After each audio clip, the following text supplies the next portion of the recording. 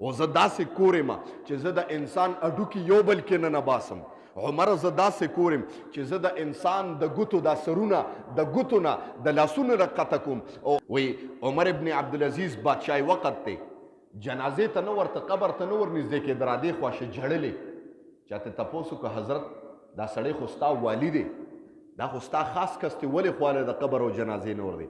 هغه وایي ما د قبر نه یو اواز واورېده.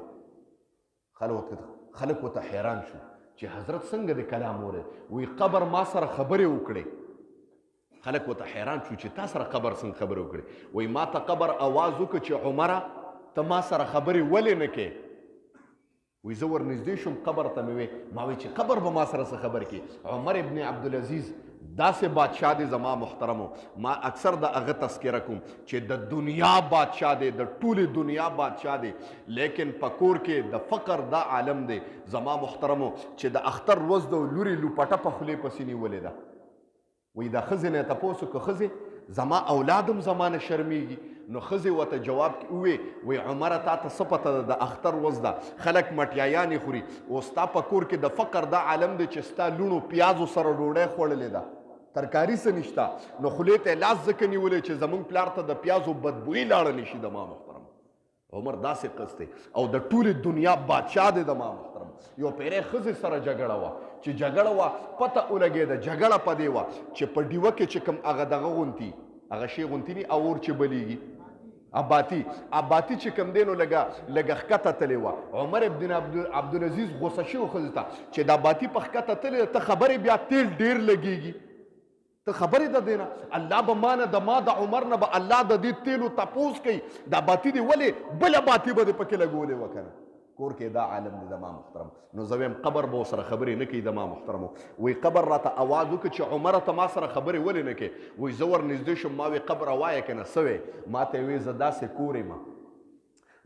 کور یم چې د انسان د اډوکو نه غوښې جدا کوم او زه داسې کور یم چې زه د انسان اډوکي یو بل کې نه باسم. عمر زه داسې کور یم چې زه د انسان د ګوتو دا سرونه د ګوتو نه د لاسونو نه قطع کوم. او عمر زه داسې کور یم چې زه د انسان لاس د انسان د وجود نه جدا کوم. عمر زه داسې کور یم چې د انسان ټول بدن خورم خوراک واله شی یم. وایي ما چې دا اواز واورېده او د قبر هیبتناک اواز مې واورېده وایي سترګو نه مې اوښکې بهیږي جړا مې نه بندېږي د ما محترم. نو تا نه تپوس کوم چې زما رب و پیغمبر وفرمایل چې یغفر للشهید کل شیء شهید ته هر شی بخم الا الدین.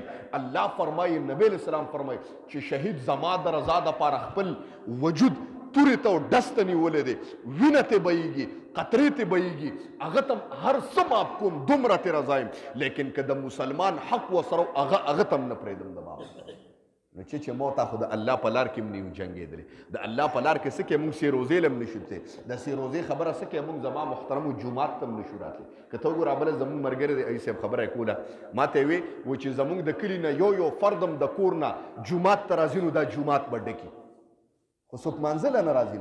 ما یو حاجي صاحب د چا کور کې چې بېلمازه سړی و د عاقل بالغ انسان و بېلمازه و الله وایي دا څه کوې دا ټول کور به ورسره په عذاب باندې نیسم چې تاسو دونه دی د کوره نشئ ایستی چې دا ولې دی بېلمازه پروت دی. او بله خبره کوم د امانت موافق خبره ده امانت د مسلمان تاسو ته خبره کوم چې یو انسان بېلمازه دی د الله حق نشي ادا کولی نو هغه به د مسلمان حق څه ورکړي. بېلمازه سړي سره به امانت هم نه ږدي زما محترم.